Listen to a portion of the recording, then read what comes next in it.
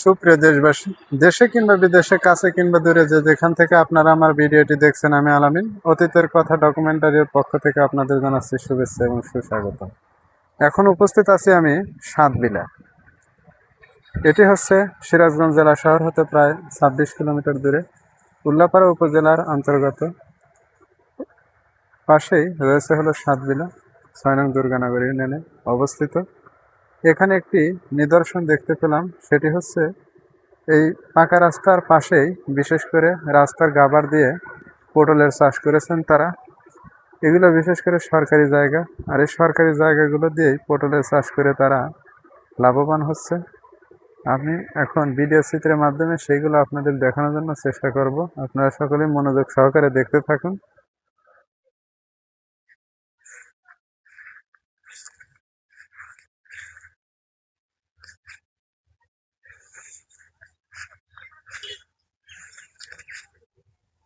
একজন বলেছে যে করবো মোরা পটল চাষ, থাকবো সুখে ১২ মাস।